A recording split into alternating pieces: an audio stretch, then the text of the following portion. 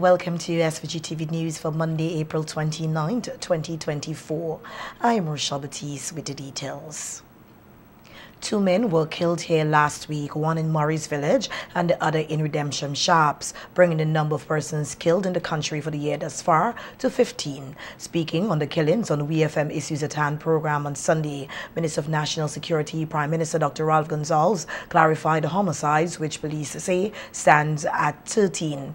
PM Gonsalves said that a coroner's inquest will be done for the Redemption Sharps killing. He was killed by police who they allege shot at them first. The Prime Minister lamented the bold killing allegedly carried out by the Redemption Sharps man, saying it was beyond normal. A person who will go and leave where you have an argument, go and have a gun and come back, is not somebody who, in a fit of an argument or something, you hit somebody and they fall and you know what I mean, Pigeon, or even if you're going to work as an agricultural worker, none of it would be excusable if you take a cutlass or do anything. But you mean to say that you go on, you cool off, you come back. I mean, there has to be something beyond what is normal. Even within that crazy world of abnormality. It's so, and then you get, but what I always tell people, Pigeon.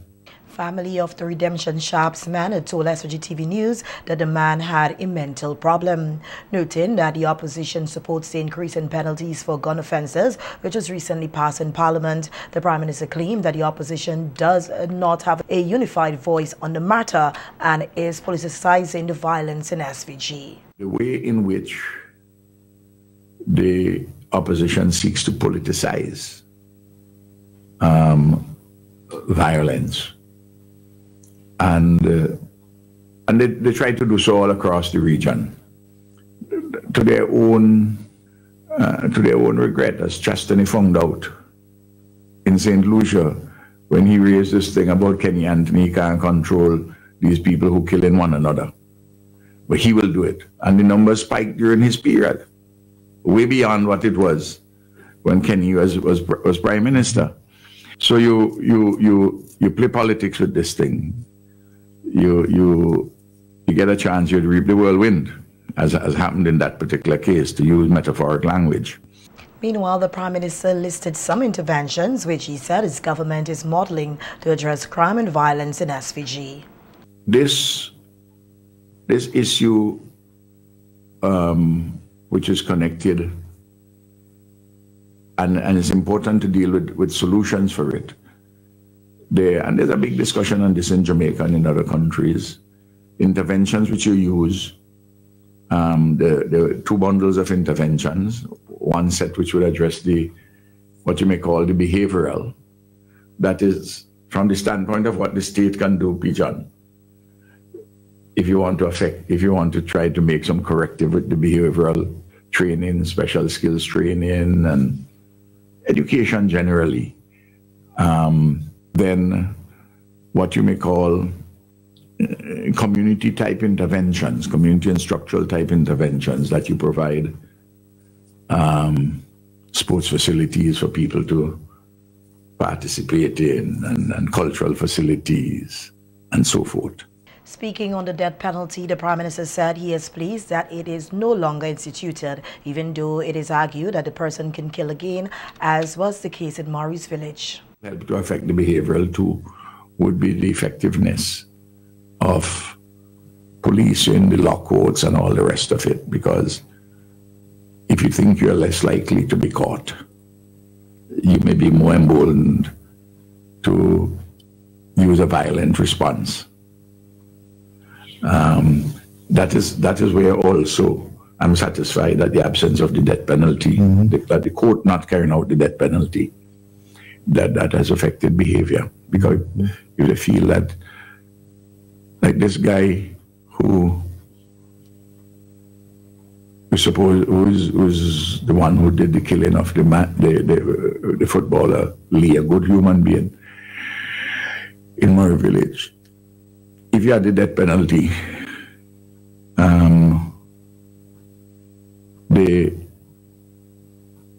I don't know if the prosecution, what case they had, whether they would have accepted a manslaughter plea or not. But he pleaded guilty for manslaughter in the first charge. And the Royal St. Vincent and Grenadines Police Force says it is currently investigating the discovery of a body found off the coast of Rosebank on Saturday, April 22nd, 2024 by seafarers. The deceased has been identified at Riasund, Montgomery Kirby, a 34-year-old tradesman from Paul Over. Kirby was reported missing on Wednesday, April 24th after failing to return from a routine swimming break at Brighton Beach during his workday at a nearby construction site. He was last seen wearing red sucker pants. A news release from the police says after the discovery of the body, the SVG Coast Guard was alerted and the body was retrieved and transported to the Kingston mortuary. The police say at this stage no foul play is suspected. However, a post-mortem examination will be conducted to ascertain the cause of death. The RSVG Police Force extends sympathies to the family and friends of Kirby during this difficult time and commits to providing updates as more information becomes available. In other local news now, we hear that teachers and students of the Thomas Saunders Secondary School turn up to school today only to find that the school is still infested with fleas. This is according to President of the SVG Teachers Union, Oswald Robinson, who met with the teachers this morning. Staff is very much uncomfortable with the continued problem of infestation of fleas. In fact, teachers showed me up to this morning when they were being bitten on their bodies, you know, the marks of the fleas. And many complain that they feel the fleas walking up on their bodies. You know, they're very uncomfortable with that.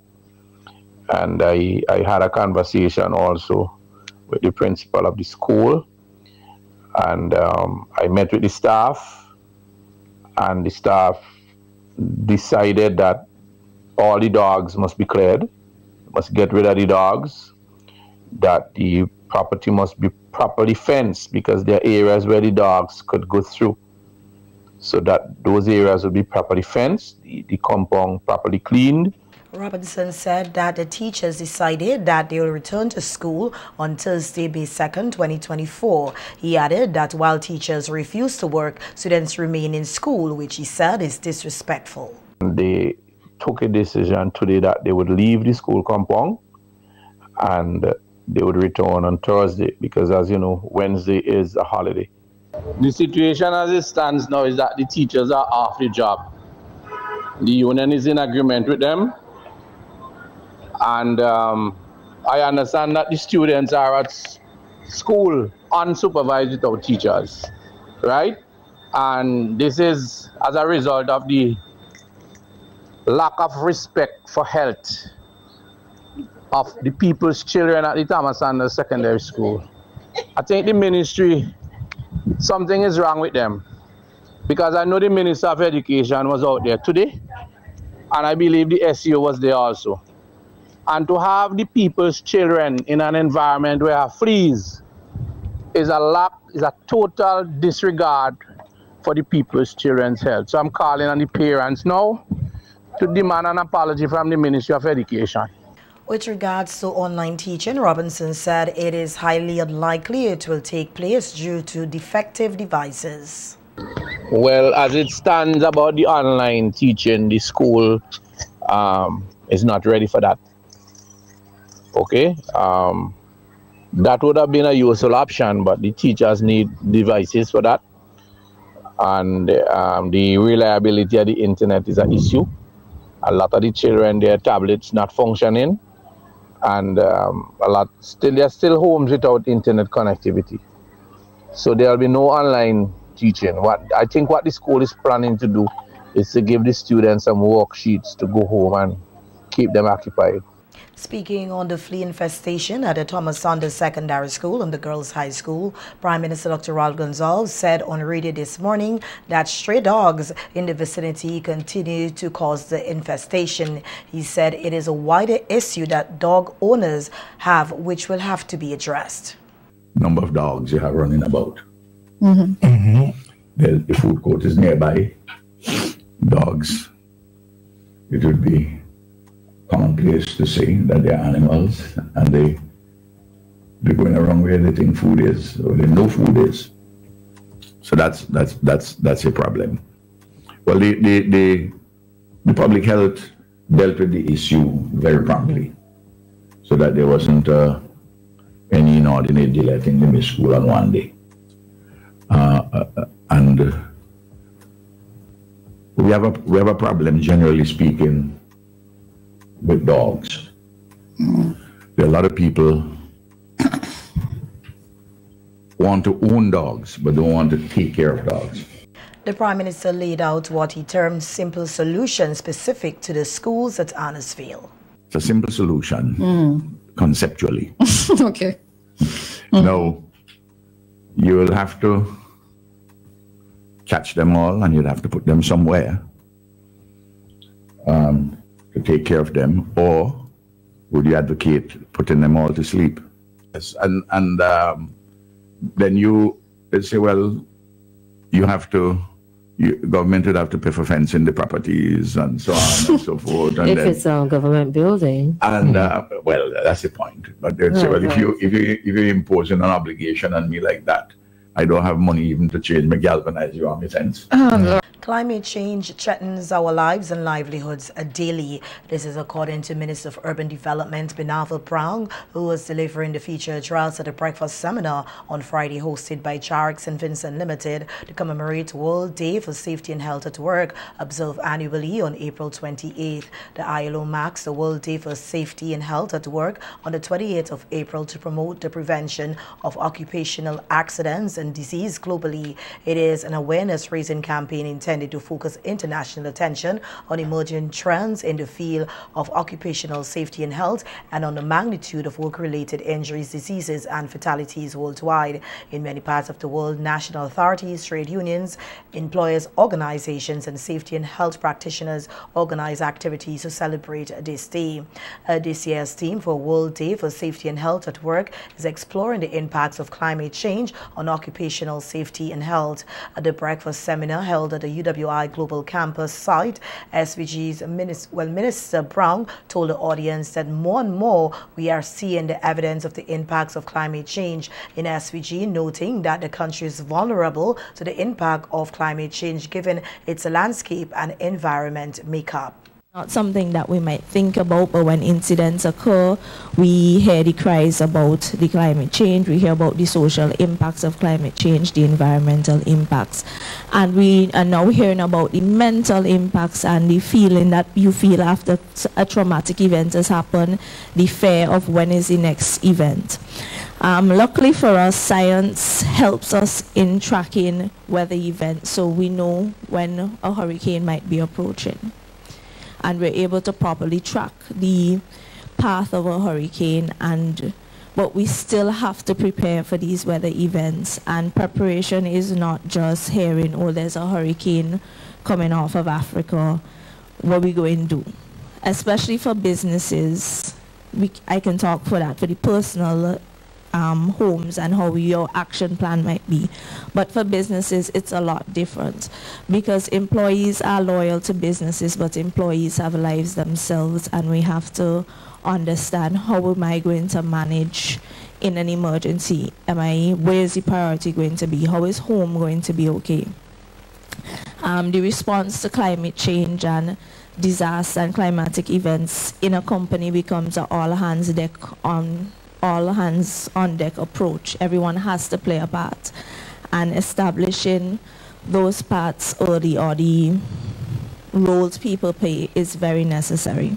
Minister Brown highlighted some of the categories of workers who are most at risk due to the impacts of climate change. About outdoor workers, whether you work in the construction industry, agriculture industry, even the informal sector workers, and we're talking here about vendors who do not have access to facilities, let's say necessary water facilities to ensure that they remain hydrated, or even shade. And you might think that, oh well, I am not part of that group, so I may not be affected.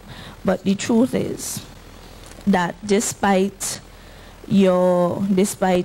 where you work your type of job, your age, your sex, your experience, we are all affected by heat, and we're affected by it in detrimental ways. And heat is one of those silent killers that you don't necessarily realize that you're dehydrated, or the impact of heat on your body, or the long-term impact of heat on your body until it actually happens. In St. Vincent and the Grenadines, and we want to talk about the extent to which heat is already affecting us. Last summer, and I would come as Minister of Energy, so VINLEC, the VINLEC people in the room might be able to appreciate this, but we exceeded our energy use in St. Vincent and the Grenadines last year summer, and we did that basically because everybody was trying to keep cool. For 4 months last year, between last year June to about September, we had instances where majority of the days were above the average highs for that time.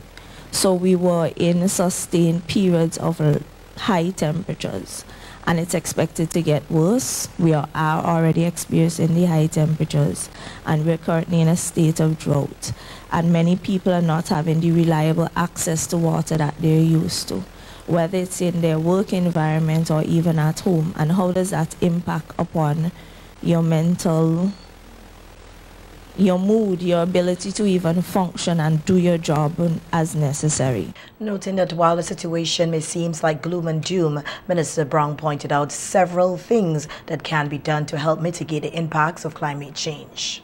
The coping strategies, I classify those as 3 things. We have the worker control strategies. These are ones that can be under the control of a worker. A worker can determine this. You can determine to drink a lot more water to stay hydrated. You might decide to have lunch in a shaded area to expose your, or to reduce your exposure to sun. And even in some instances, you might choose how you work and prioritize how you're working in times of the outside time and inside times. There are also engineering controls. We're sitting in a cool building, and there's always the ability to monitor your work environment and ensure that you're in a safe work environment. That can be done through engineering. And there's also warning and emergency responses. So the development of a warning system. If it's too hot, you set an alarm so people know maybe you can find a cool area. And then your management and administrative controls. And that all has to do with education, the provision of personal protective gear, as we heard, and other work and rest cycles, time adaptations that we might have, that we might suggest. But it still maintains that climate change has deep impacts on our livelihood and our lives and our ability to provide a sustainable income for our families. So it's something that we must consider in everything we do. On the 72 hours weather outlook, the SVG Met Service says warm conditions, occasionally cloudy skies and sporadic light showers are likely within the next 24 hours across our islands. As Wednesday progresses, it says the moisture content is forecast to become elevated across the island chain, and a favorable mid to upper level environment could provide support, increasing the chance of showers. Gentle to fresh east-northeasterly trades are also crossing the islands. An increase in speeds is expected from Tuesday, along with a shift to east-southeasterly. Seas are expected to be slight to moderate in open waters, with swells ranging between 1 to 2.0 meters. Northerly swells are forecast along Wednesday, and seas are expected to become generally moderate in open waters. Small craft operators and sea bathers are asked to exercise caution. The Met Service says there will be no significant Saharan dust within this forecast period. We hear that Vincy Mas 2024 will be sharing the spotlight with the ICC T20 Men's Cricket World Cup, with the months of June to July recognized as an exciting marriage of cricket and mass in destination St. Vincent and the Grenadines. At a news conference today, Chairman of the Carnival Development Corporation, the CDC, Ricardo Adams, said in discussion with the local organizing committee for the Cricket World Cup and the SVG Tourism Authority, they took the decision to revisit the traditional launch period for Vincy Mas, which is usually the first Saturday in May, to incorporate the ICC World Cup Trophy Tour, which will run from May 15th to the 17th here in SVG. we thought that that was a good opportunity for us as the whole ICC tournament and our participation in the ICC tournament has been tagged the Runs and Rhythm with the Runs and Rhythm slogan. We thought that was a good opportunity for us to begin the fusion of the Runs and Rhythm. And we're also looking at the issue of there being a lot of eyes on the ICC Trophy Tour, and that would bring additional eyes on the launch of Vincimas. So we had already come up with a slightly different packaging for the launch of Vincimas this year, in that we were already going to move it out of the Victoria Park and take it to the streets of Kingstown. And so that again presented a fantastic opportunity for us to have that fusion.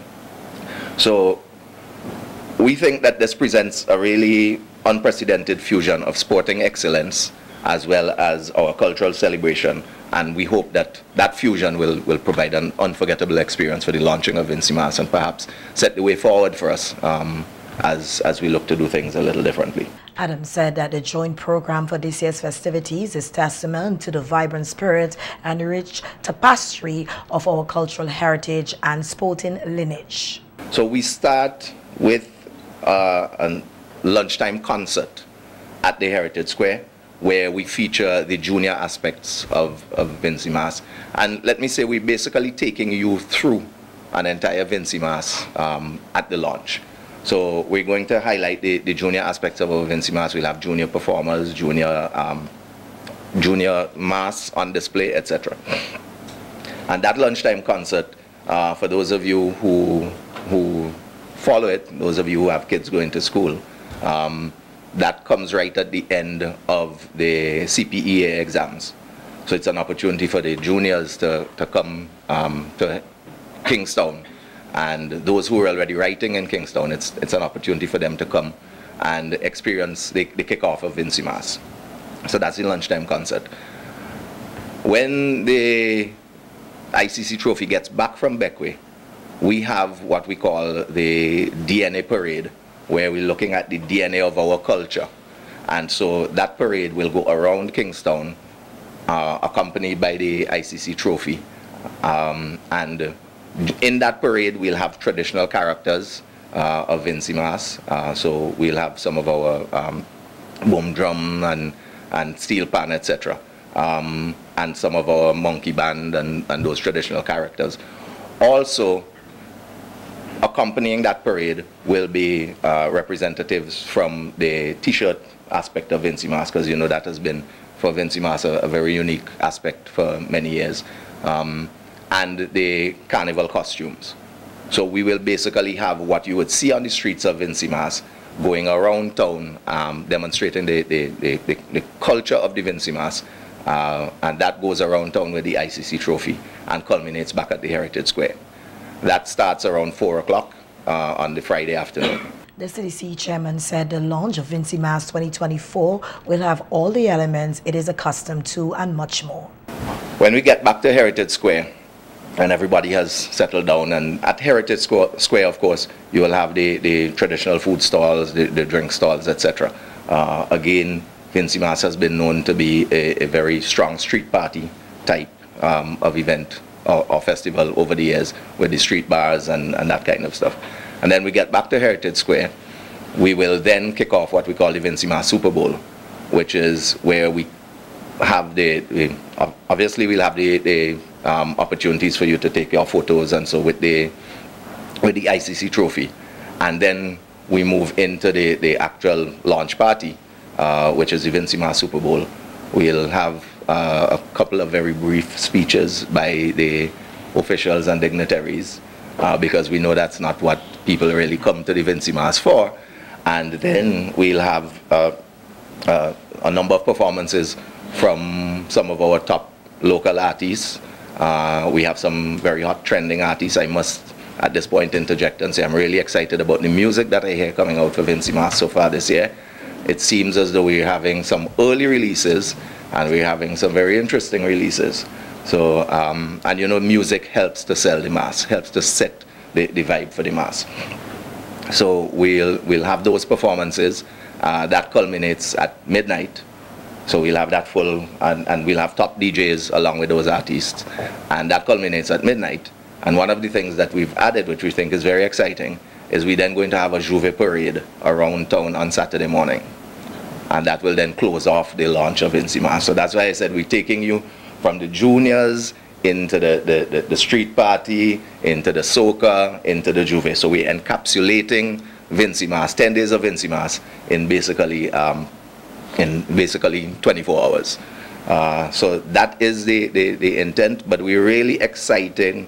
We're really excited to be a part of the ICC Trophy Tour, and we think that, you know, it is an opportunity for us to continue to say to folks, as was coined by Avenel a little while ago, come for the runs and stay for the rhythm.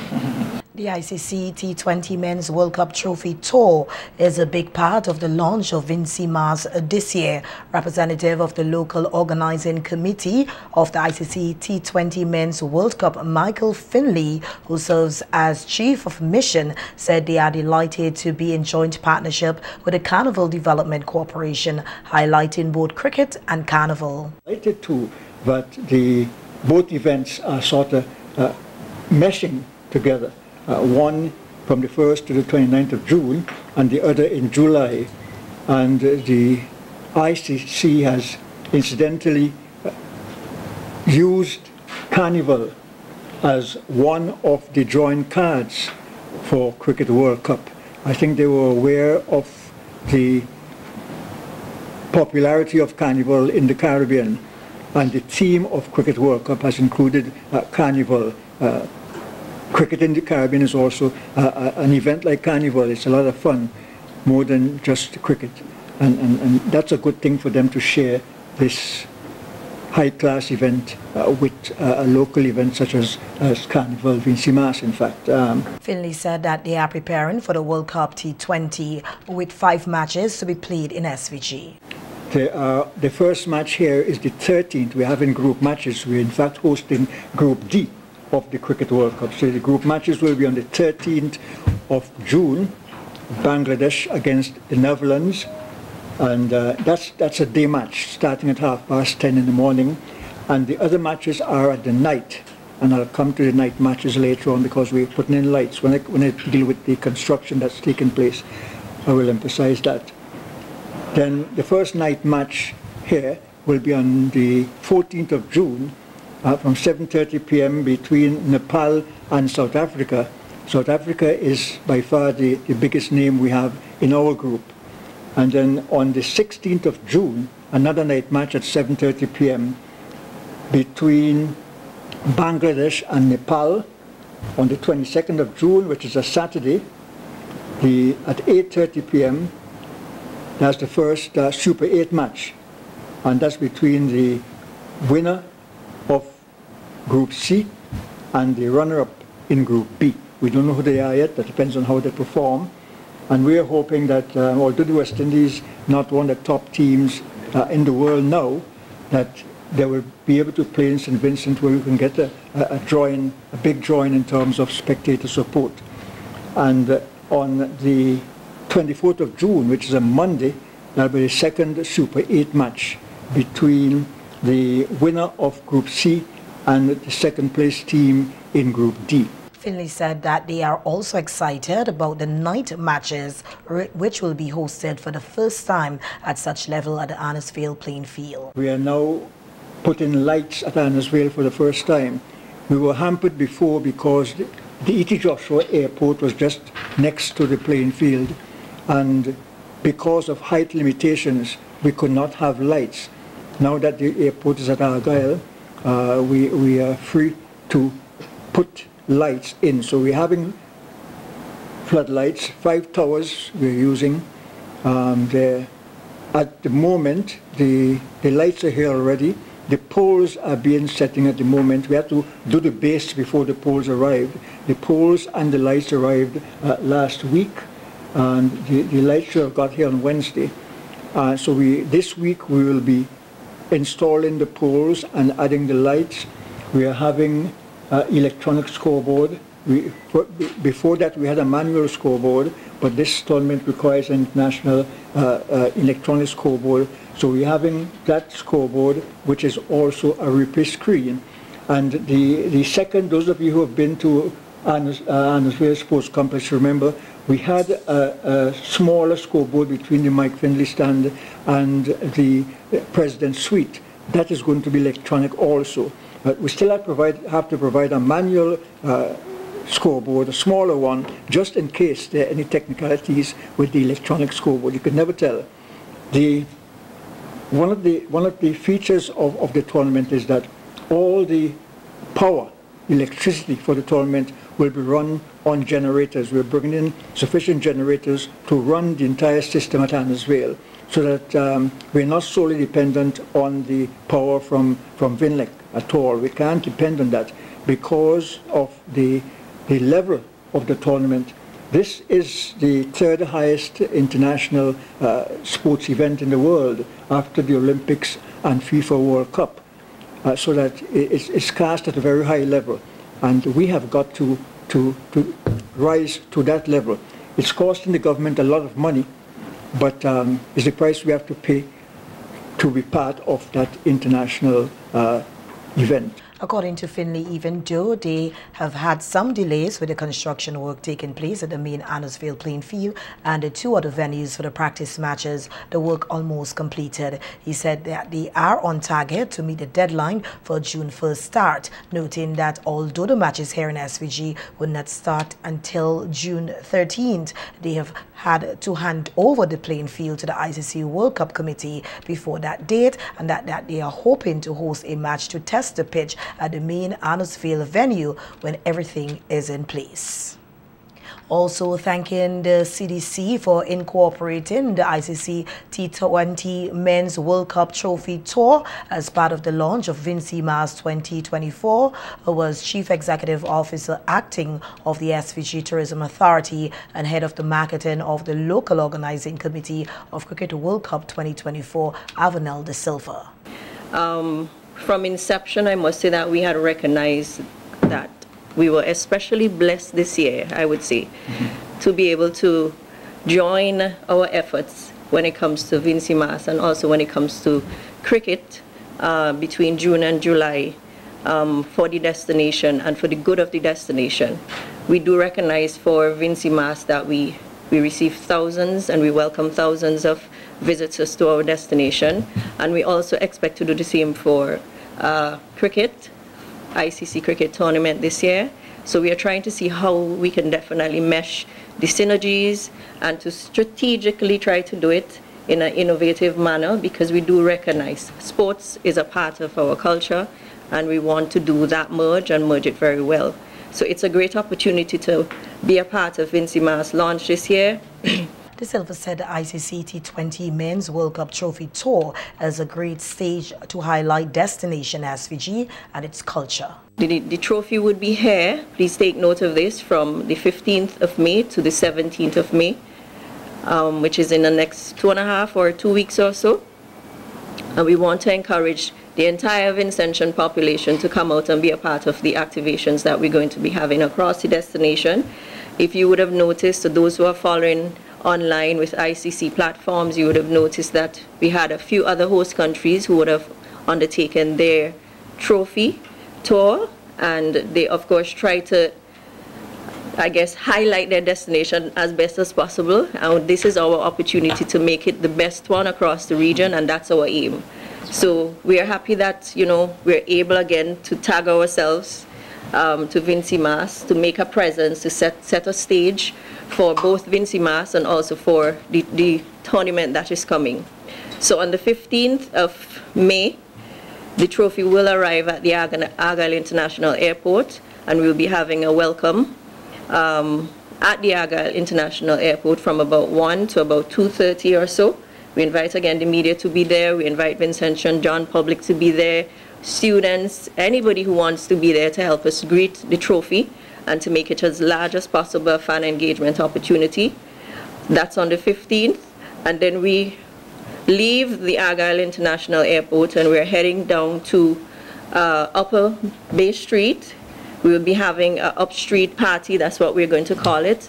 And we chose the Upper Bay Street area because we strategically wanted to give those persons who are going to Bequia or going home back to Bequia on the evening between 3:30 and 4 on the ferries, especially the students who travel on the ferries on evenings, to really get an opportunity to interact with the trophy, to be a part of all of the activations, and also those just regular persons who are traveling back to Bequia on that day to be a part of it. So we would be up Bay Street on the 15th between 3:30, 4 o'clock until about 6 o'clock to have that activation. And again, we are welcoming the public to participate as much as possible so that we can highlight our destination across the region.